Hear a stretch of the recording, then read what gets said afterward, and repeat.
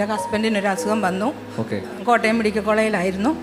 മരിച്ചു പോകും എന്ന് തന്നെ ഡോക്ടർമാർ പറഞ്ഞതാണ്. ശരീരം മൊത്തമേ പഴുത്തുപോയി, മസിലുകളെല്ലാം പഴുത്തു. നമുക്ക് ശരീരത്തെ തൊടാൻ പറ്റത്തില്ലായിരുന്നു. മുടിയും നഖവും അല്ലാതെ ആ ശരീരത്തിൽ വേറൊന്നും ഇല്ലാത്ത രീതിയിൽ പഴുത്തു. 29 ദിവസമായിട്ടും പുള്ളി കണ്ണ് തുറക്കത്തില്ല, ആരോടും മിണ്ടത്തില്ല, ഒന്നുമില്ലായിരുന്നു. ഒരു ഭക്ഷണമോ വെള്ളമോ ഒന്നുമില്ല, മരുന്ന് മാത്രം. അത് സെൻട്രൽ ലൈൻ എന്ന് പറയുന്ന ഒരു ഇത് ഇവിടെയാണ് കുത്തിയേക്കുന്നത്, ശരീരത്തിൽ കുത്തത്തില്ല. എന്നിട്ട് അതുവഴിയാണ് മരുന്നൊക്കെ കൊടുത്തുകൊണ്ടിരുന്നത്. പുള്ളി മരിക്കുമെന്ന ഒരു വിശ്വാസം ആയതുകൊണ്ട് ഡോക്ടർമാർ എന്നെ ICU കയറ്റുമായിരുന്നു കാണാൻ. അപ്പോൾ എന്നോട് പറഞ്ഞു, നീ ഈ വചനം കൊണ്ടുപോയി പുള്ളി കിടക്കുന്ന ബെഡിനടി വെക്കണം, എന്നിട്ട് നീ പ്രാർത്ഥിക്കണം, ഒരു കുഴപ്പവും വരത്തില്ലെന്ന്. 6 മണിയായപ്പം കണ്ണ് തുറന്നിട്ട് ഞങ്ങളെ കാണണമെന്ന് പറഞ്ഞു, അവളെയും മക്കളെയും കാണണമെന്ന് പറഞ്ഞു. അന്ന് തന്നെ ഡോക്ടർ എന്തോ ആകട്ടെ എന്ന് പറഞ്ഞ് വെളിയിലിറക്കി. അത് കഴിഞ്ഞ് പിന്നെ അങ്ങനെ ഒരു സംഭവമേ ഉണ്ടായിട്ടില്ല. മിടുക്കനായിട്ടിരുന്ന് ഞങ്ങൾ 2 പേരുടെ ജോലി ചെയ്യുന്നു. കർത്താവിനോട് ഞാൻ നേരിട്ട് പറഞ്ഞു, കർത്താവേ, എനിക്ക് വിശ്വസിക്കാനും എനിക്ക് മനസ്സിലാകുന്ന വിധത്തിൽ ഒരു ചാനൽ എനിക്ക് കാണിച്ചു തരണം. ഞാൻ ഈ ചാനൽ മാറ്റി മാറ്റി നോക്കുവാന്ന്. അങ്ങനെ മാറ്റി നോക്കുമ്പോഴാണ് നമ്മുടെ ജീസസ് വേൾഡ് എന്നുള്ള ഹാർവസ്റ്റ് ചാനൽ കണ്ടത്. ജോൺ ബ്രദർ ഞങ്ങളോട് ദൂത് പറഞ്ഞിരിക്കുന്ന കാര്യങ്ങളെല്ലാം ഞങ്ങൾക്ക് നടന്നിട്ടുമുണ്ട്. ബ്രദറിലൂടെ കർത്താവ് നമ്മളോട് എന്തെങ്കിലും സംസാരിച്ചെങ്കിൽ നമ്മൾ വിശ്വാസത്തോടെ അത് ഏറ്റെടുക്കുക. പിന്നീട് ഭയപ്പെടുകയോ ആവലപ്പെടുകയോ ചെയ്യരുത്.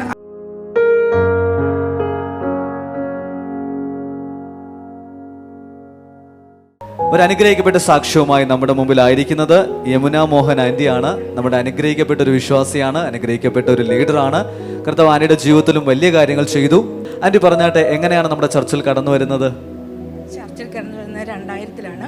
2002-ലാണ്. ഭയങ്കരമായി ഞങ്ങൾക്ക് ഒരു ബുദ്ധിമുട്ടുകൾ വന്നു. എൻ്റെ ഹസ്ബൻഡിനൊരു അസുഖം വന്നു. കോട്ടയം മെഡിക്കൽ കോളേജിലായിരുന്നു. മരിച്ചു പോകും എന്ന് തന്നെ ഡോക്ടർമാർ പറഞ്ഞതാണ്. എന്ത് പ്രയാസമായിരുന്നു ഹസ്ബൻഡ് വന്നത്? പല്ലിന് കേട് വന്നാണ്. ശരീരം മൊത്തമേ പഴുത്തുപോയി, മസിലുകളെല്ലാം പഴുത്തു. നമുക്ക് ശരീരത്തെ തൊടാൻ പറ്റത്തില്ലായിരുന്നു. മസിലുകളെല്ലാം പഴുത്തു, മൊത്തം ശരീരം മൊത്തം പഴുത്തു. മുടിയും നഖവും അല്ലാതെ ആ ശരീരത്തിൽ വേറൊന്നും ഇല്ലാത്ത രീതിയിൽ പഴുത്തു. ഒരു ഇഞ്ചക്ഷൻ എടുക്കാൻ പോലും പറ്റത്തില്ലാത്ത ഒരവസ്ഥയായി പോയായിരുന്നു. അപ്പം മരിച്ചു പോകും എന്ന് തന്നെ ഡോക്ടർ വിധി എഴുതിയതാണ്.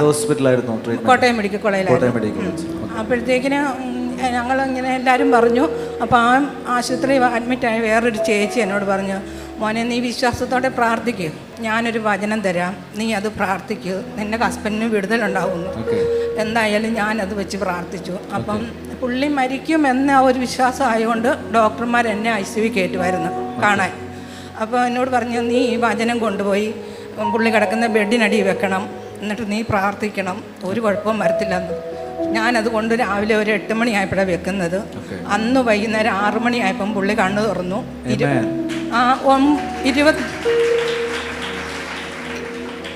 29 ദിവസമായിട്ടും പുള്ളി കണ്ണ് തുറക്കത്തില്ല, ആരോടും മിണ്ടത്തില്ല, ഒന്നുമില്ലായിരുന്നു. ഒരു ഭക്ഷണമോ വെള്ളമോ ഒന്നുമില്ല, മരുന്ന് മാത്രം. അത് സെൻട്രൽ ലൈൻ എന്ന് പറയുന്ന ഒരു ഇത് ഇവിടെയാണ് കുത്തിയേക്കുന്നത്, ശരീരത്തിൽ കുത്തത്തില്ല. എന്നിട്ട് അതുവഴിയാണ് മരുന്നൊക്കെ കൊടുത്തുകൊണ്ടിരുന്നത്. 6 മണിയായപ്പം കണ്ണ് തുറന്നിട്ട് ഞങ്ങളെ കാണണമെന്ന് പറഞ്ഞു, അവളെയും മക്കളെയും കാണണമെന്ന് പറഞ്ഞു. അപ്പം പിടിയെന്ന് എനിക്ക് പോകാൻ പേടിയായിപ്പോയി. എൻ്റെ അമ്മയെ പറഞ്ഞു വിട്ടു. അമ്മ എന്നിപ്പം വെള്ളം ചോദിച്ചു. അപ്പം ഡോക്ടർമാർ പറഞ്ഞു, പിടിയൊന്നും കൊടുക്കണ്ട, ഒരു ചെറുതായിട്ട് തുണി നനച്ച് ഇങ്ങനെ കിറിയ വെക്കാൻ പറഞ്ഞു. അത് കഴിഞ്ഞപ്പോൾ അമ്മയോട് നല്ല രീതിയിൽ സംസാരിച്ചു.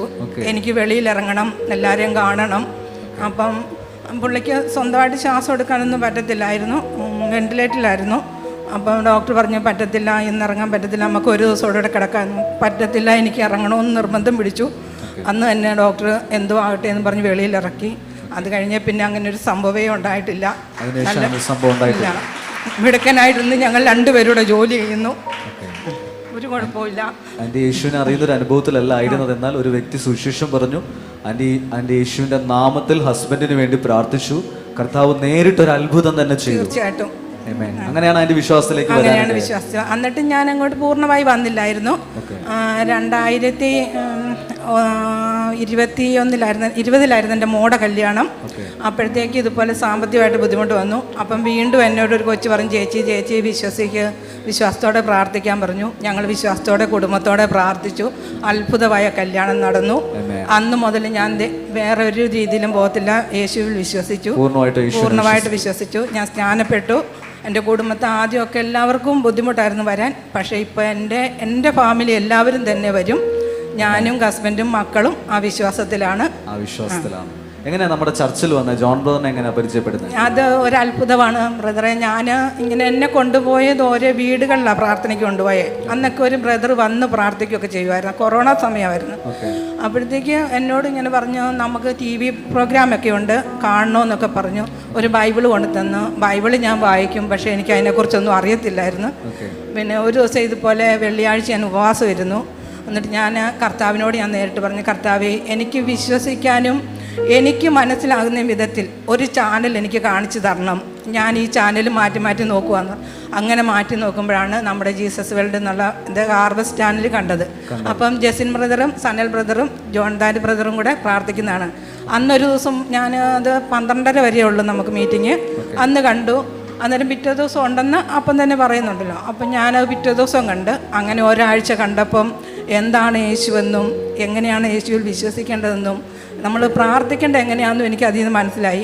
അപ്പോൾ ഇവർ ഓരോരുത്തർക്കും വേണ്ടി വിഷയം പ്രാർത്ഥിക്കുമ്പോൾ ഞാൻ ഓർക്കും, ഇതെങ്ങനെ ഇവർ പ്രാർത്ഥിക്കുന്നു. സത്യമായിട്ട് എൻ്റെ പൊട്ട ബുദ്ധിയിൽ അന്ന് എനിക്ക് തോന്നിയത്, നമ്മൾ ചുമ്മാ TV കണ്ടുകൊണ്ടിരിക്കുമ്പോൾ നമ്മുടെ വിഷയം പ്രാർത്ഥിക്കുമെന്ന് ഓർത്ത്. അത് കഴിഞ്ഞപ്പോഴത്തേക്കിന് എനിക്ക് മനസ്സിലായി, നമ്മൾ മൊബൈൽ വഴി ഈ വിഷയം അയച്ചു കൊടുത്താൽ മതിയെന്ന്. ഞാൻ അന്നേരം തൊട്ട് കർത്താവിനോട് പ്രാർത്ഥിച്ചു, കർത്താവ് എനിക്കൊരു മൊബൈൽ ഉണ്ടാകണമെന്ന്. മൊബൈലായി ഞാൻ പ്രാർത്ഥന വിഷയം ഇടും, എന്നും പ്രാർത്ഥനാ വിഷയം. ഇന്ന് ഞാൻ സൂമി പ്രാർത്ഥന കൂടിക്കൊണ്ടിരിക്കുന്ന ആളാണ്. അവിടുന്ന് ആരെനിക്ക് വേണ്ടി എൻ്റെ വിഷയം പ്രാർത്ഥിച്ചാലും അതിനെനിക്കൊരു വിടുതലുണ്ട്. ജോൺ ബ്രദർ ഞങ്ങളോട് ദൂത് പറഞ്ഞിരിക്കുന്ന കാര്യങ്ങളെല്ലാം ഞങ്ങൾക്ക് നടന്നിട്ടുമുണ്ട്. അതേപോലെ തന്നെ ഒന്നിനും ഒരു മാറ്റമില്ലാതെ. ആന്റി നമ്മുടെ റെഗുലർ ആയ ഒരു ഓൺലൈൻ ബിലീവർ ആയിരുന്നു.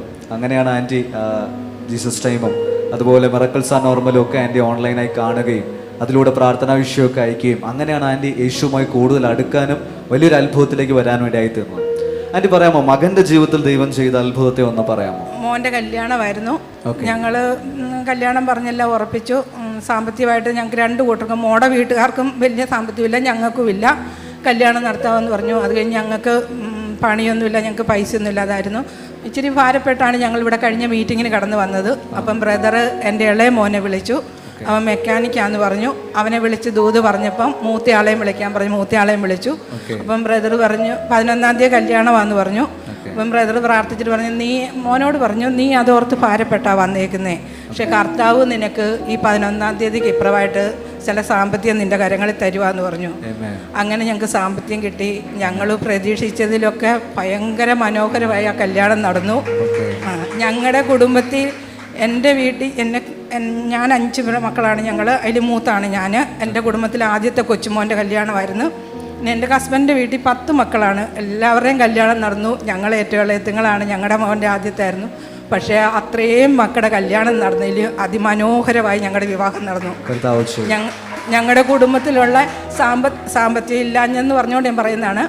സാമ്പത്തികമില്ലാതെ ഞങ്ങൾ നടത്തിയ കല്യാണത്തിൽ ഞങ്ങളുടെ കുടുംബത്തിലുള്ള 10 മക്കൾക്കും എൻ്റെ കുടുംബക്കാർക്കും ഞങ്ങൾ ഡ്രസ്സ് എടുത്തു കൊടുത്തു. എല്ലാ രീതിയിലും നല്ല മനോഹരമായിട്ട്. അതുപോലെ തന്നെ മോടെ വീട് ഇടുക്കി ചെറുതോണിലാണ്. ഞങ്ങൾക്ക് ഒത്തിരി പേരെ കൊണ്ടുപോകാൻ പറ്റത്തില്ല. അതുകൊണ്ട് കുറച്ച് പേര് പോയി വിവാഹം കഴിഞ്ഞ് വന്ന് നമുക്കൊരു ഫംഗ്ഷൻ നടത്താൻ തീരുമാനിച്ചു. അപ്പം ഞങ്ങൾ ചെറിയൊരു ഹോള് ബുക്ക് ചെയ്തു. 6000 രൂപ വാടക. അത് നമ്മൾ 6000 രൂപ അടുത്ത് ബുക്ക് ചെയ്ത് കഴിയുമ്പോൾ 3000 രൂപ നമുക്ക് തിരിച്ചു തരും. 3000 രൂപയെ അവർ എടുക്കത്തുള്ളൂ എന്ന് പറഞ്ഞു. ഞങ്ങൾ വിവാഹത്തിനായിട്ട് 11-ാം തീയതി പോയി. ഞങ്ങൾ തിരിച്ച് വരുമ്പം ഞങ്ങൾ താമസിക്കുന്ന ഒരു വിശ്വാസിയുടെ വീട്ടിലാണ് വാടകയ്ക്ക് താമസിക്കുന്നത്. അപ്പം ഞങ്ങൾ തിരിച്ച് വന്നപ്പം ബ്രദറാണ് ഫുഡിനെല്ലാം ഓർഡർ കൊടുത്തിരുന്നത്. ആ ഫുഡ് വന്ന സമയത്ത് ബ്രദർ ചർച്ചിൽ അവിടെ ഹോളിൽ ചെന്നപ്പോൾ അവിടെ ഒരു കാര്യങ്ങളും ആയിട്ടില്ല. ഞങ്ങളെ വിളിച്ചപ്പം ഞങ്ങൾ ഇച്ചിരി താമസിക്കുകയും ചെയ്തു. അപ്പം ബ്രദർ വേഗം തന്നെ പോയി വേറെ അടുത്ത് പോയി കസേര മേശകളൊക്കെ വാങ്ങിച്ചുകൊണ്ടിട്ടു. അപ്പം അന്ന് ആ പകൽ അവിടെ ഒരു വിവാഹം നടക്കുന്നുണ്ടായിരുന്നു. അവരിട്ട സ്റ്റേജ് 15000 രൂപയുടെ ആയിരുന്നു. എൻ്റെ മോനും മോളും ആ സ്റ്റേജിൽ നിന്നാണ് ആ ഫംഗ്ഷൻ നടത്തിയത്. കർത്താവ് അത്ര വലിയ അത്ഭുതമാണ് ഞങ്ങൾക്ക് ചെയ്തത്. സാമ്പത്തികമായി ഒത്തിരി വാതിലുകൾ ദൈവം തുറന്നു. നമുക്ക് ഒത്തിരി കാര്യങ്ങൾ, ഒത്തിരി ഉപകാരങ്ങൾ എന്ന് പറഞ്ഞാൽ ഞങ്ങളൊന്നും അറിഞ്ഞിട്ടില്ല എന്നുള്ളതാണ്. എല്ലാ കാര്യവും ഭയങ്കര മനോഹരമായിട്ട് നടന്നു കഴിഞ്ഞപ്പം ഞങ്ങൾ തന്നെ അതിശയിച്ചു. ദൈവമേ, ഒന്നുമില്ലായ്മയിലും കർത്താവ് ഇത്രത്തോളം ഞങ്ങളെ അനുഗ്രഹിച്ചു. ബ്രദർ ദൂത് പറഞ്ഞു, അങ്ങനെയാ അതിമനോഹരമായി നിന്റെ വിവാഹം നടക്കൂടാ, അതോർത്ത് നീ ഭാരപ്പെടലെന്ന് പറഞ്ഞു. കർത്താവ് ചെയ്ത വലിയ അത്ഭുതത്തിനായിട്ട് നമുക്ക് ഒരിക്കൽ കൂടെ കർത്താവിന് നന്ദി പറയാം. ആന്റിയുടെ മക്കളോട് ദൂത് പറഞ്ഞതൊക്കെ നമ്മൾ ഇന്നലത്തെ പോലെ ഓർക്കുന്നു. ഒന്നുമില്ലാത്ത സാഹചര്യത്തിൽ നിന്ന് ദൈവം അതിശയിപ്പിക്കുന്ന വിധത്തിൽ മകന്റെ വിവാഹം നടത്താൻ ഇടയായി തീർന്നു. എന്നാൽ മറ്റൊരു കാര്യം ആന്റി പറയുന്നത് അനിയത്തിയുടെ മകന്റെ കാര്യമാണ്. അതിനെ കുറിച്ച് കൂടെ ഒന്ന് പറയാം. അനിയത്തിയുടെ മോന് കഴിഞ്ഞ മാസം പരീക്ഷയായിരുന്നു. അപ്പോൾ അവൻ എന്നോട് പറഞ്ഞു, എന്താ മോൻ പഠിച്ചോണ്ടിരുന്നത്? മെഡിക്കൽ ഇവിടെ എഴുതിയിരിക്കുന്നത് റേഡിയോളജി പഠിച്ചുകൊണ്ടിരിക്കുകയായിരുന്നു. അപ്പോൾ അവന് എന്നോട് ചോദിച്ചു, അമ്മേ ഞാൻ വന്ന് പ്രാർത്ഥിക്കട്ടെ, എനിക്ക് പിന്നെ എൻ്റെ പരീക്ഷയാണെന്ന്. ഞാൻ പറഞ്ഞു, മോൻ ആ ബ്രദറിനെ കണ്ട് പ്രാർത്ഥിച്ച വിശ്വാസത്തോടെ പോയി നിന്റെ കാര്യം നടക്കും. അവനും വന്നു. അന്ന് അവനും ദൂത് പറഞ്ഞു. അവൻ ഫസ്റ്റ് റാങ്കോട് കൂടി പാസ്സായി. ഫസ്റ്റ് റാങ്കോടുകൂടെ പാസ്സായി. കരങ്ങളെ തട്ടി കർത്താവിന് നന്ദി പറയാം. ഒരുമിച്ച് യേശുവിന് മഹത്വം കൊടുക്കാം. ആന്റി പറയുന്നത് അത്ഭുതങ്ങളാണ് ആന്റിയുടെ ജീവിതത്തിൽ സംഭവിച്ചത്. യേശുവിനെ അറിഞ്ഞ ദിവസം തൊട്ട് ഇന്നേ വരെ ദൈവം അതിശയകരമായി നടത്തി. പ്രത്യേകിച്ച് നമ്മുടെ ചർച്ചിൽ വന്നപ്പോൾ ആന്റി പറഞ്ഞു, ഒത്തിരി ആലോചനകൾ ജോൺ ബ്രദർ അങ്ങോട്ട് പറഞ്ഞിട്ടുണ്ട്. അതുപോലെ ആന്റി ഓൺലൈനിൽ ഓരോ പ്രാർത്ഥനാ വിഷയങ്ങൾ അറിയിക്കുമ്പോഴും അതിനെല്ലാം ദൈവദാസന്മാർ അനുഗ്രഹിക്കപ്പെട്ട രീതിയിൽ അത് പ്രാർത്ഥിക്കുകയും ആലോചനകൾ പറയുകയും ചെയ്തു. വലിയ വിടുതലുകൾ, വലിയ അത്ഭുതങ്ങൾ ആന്റിയുടെ ജീവിതത്തിൽ സംഭവിക്കാനിടയായി. ആ യേശു ആർക്കും കടക്കാനല്ല സഹോദരങ്ങളെ, നമ്മുടെ ജീവിതത്തിലെല്ലാം ആ വിധത്തിൽ ചിലത് ചെയ്യാൻ യേശു മതിയായവനാണെന്ന് ഒരിക്കൽ കൂടെ ഞാൻ നിങ്ങളെ ഓർമ്മിപ്പിക്കുന്നു. എനിക്ക് ഈ സഭയെക്കുറിച്ചും നമ്മുടെ ജോൺ ബ്രദറിനെ കുറിച്ചും ഒക്കെ എന്താ പറയാനുള്ളത്? എനിക്ക് ജോൺ ബ്രദറിനെ കുറിച്ച് പറയാനുള്ളതെന്ന് പറഞ്ഞാൽ, ബ്രദറിലൂടെ കർത്താവ് നമ്മളോട് എന്തെങ്കിലും സംസാരിച്ചെങ്കിൽ നമ്മൾ വിശ്വാസത്തോടെ അത് ഏറ്റെടുക്കുക. പിന്നീട് ഭയപ്പെടുകയോ ആവലപ്പെടുകയോ ചെയ്യരുത്. ആ വിശ്വാസത്തോടെ നമ്മുടെ ഹൃദയത്തിൽ അത് ഏറ്റെടുത്താൽ പൂർണ്ണമായും ആ കാര്യം നമുക്ക് നടന്നിരിക്കും. പിന്നെ ചർച്ച്, ഞങ്ങൾ കോട്ടയം ചർച്ചിലാണ് വരുന്നത്. ഞങ്ങളുടെ ചർച്ചിൽ ഇപ്പം മറ്റേ ബ്രദർ പറഞ്ഞ പോലെ ഞങ്ങൾ ഒരാൾ വന്നില്ല എങ്കിൽ അപ്പോഴേ വിളിക്കും, അന്വേഷിക്കും. പിന്നെ ഞങ്ങൾക്കൊക്കെ വേണ്ടി ഒരു വിഷയമുണ്ട്, ഇന്നതുപോലെ ഒന്ന് പ്രാർത്ഥിക്കണമെന്ന് പറഞ്ഞാൽ എല്ലാവരും പ്രാർത്ഥിക്കും.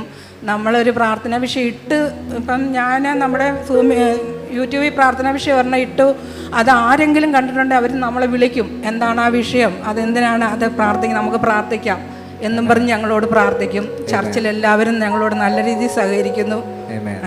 അങ്ങനെ കർത്താവ് അനേകമായ അനുഭവങ്ങൾ ആന്റിക്ക് തന്നിട്ടുണ്ട്. ഒത്തിരി അനുഭവങ്ങളുണ്ട് ബ്രദറെ, പറഞ്ഞാൽ നമുക്ക് സാക്ഷ്യങ്ങൾ തീരത്തില്ല. എഴുതാത്തൊരു സാക്ഷ്യം കൂടി ഉണ്ട്. ഞാനും എൻ്റെ ഹസ്ബൻഡും ടാപ്പിംഗ് ജോലിയാണ് ചെയ്യുന്നത്. ഞങ്ങൾ ഒരു 10,000 മരത്തിന് മേളിൽ ടാപ്പിംഗ് ചെയ്യുന്നുണ്ട് ഒരു ദിവസം. അപ്പം കഴിഞ്ഞ മാസം ഇതുപോലെ ഭയങ്കര ഒരു കാറ്റ് വീശി. ആ കാറ്റ് വീശിയ സമയത്ത് ഞങ്ങൾ തോട്ടത്തിലായിരുന്നു. ഒരു വിറകും വന്ന് നേരെ ഉച്ചി വീണ്, വിറക് വന്ന് വീണു, പുള്ളിയുടെ വീണു. അപ്പോഴത്തേക്ക് അങ്ങ് മുറിഞ്ഞു, നല്ലപോലെ മുറിഞ്ഞു. ഞാൻ നോക്കുമ്പോൾ ഇങ്ങനെ എന്തുവാ ഈ പൊടുപൊടാന്ന് രക്തം പൊങ്ങുക. ഞാൻ ചെന്ന് ഓടിച്ചത് വിളിച്ചപ്പോൾ ഞങ്ങൾ രണ്ടും രക്തത്തിൽ കുളിച്ചു. അത് കണ്ടുകൊണ്ട് അതിലൊക്കത്തൊരു ചേച്ചി ഓടി വന്നു. പക്ഷെ ഞാൻ വിശ്വാസത്തോടെ കൈവച്ച് പ്രാർത്ഥിച്ചു. ആ ബ്ലഡ് അന്നേരം നിന്നു. കർത്താവ് അത് സൗഖ്യമാക്കി. യേശുവിനെ വിശ്വസിക്കുന്നവരെ ആരെയും കൈവിടുന്ന ഒരു കർത്താവല്ല.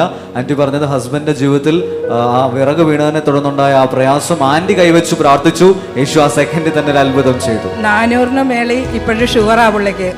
ഒന്നുകൂടെ പറഞ്ഞ ആന്റി? 400 മേളിൽ ഷുഗറുണ്ട്.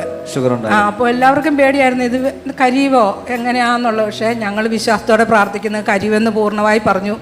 അത് നടന്നു, ഒരു കുഴപ്പമില്ല, സുഖമായിട്ട് ഞങ്ങൾ വീണ്ടും ടാപ്പിംഗ് ജോലി ചെയ്യുന്നു. അത് നോർമലായി തീർന്നു. അനേകമായ സാക്ഷ്യങ്ങൾ നമ്മൾ കേട്ടു. യമുന മോഹൻ ആന്റിയാണ് നമ്മളോട് സംസാരിച്ചത്. ആ യേശു ഇന്നും ചലിച്ചുകൊണ്ടിരിക്കുന്നതിന്റെ തെളിവാണ്. ഇത് ഓൺലൈനിൽ കാണുന്നവരും വിശ്വസിച്ചാട്ടെ. നിങ്ങളുടെ ജീവിതത്തിലും ചിലത് ചെയ്യാൻ ദൈവം മതിയായവനാണ്.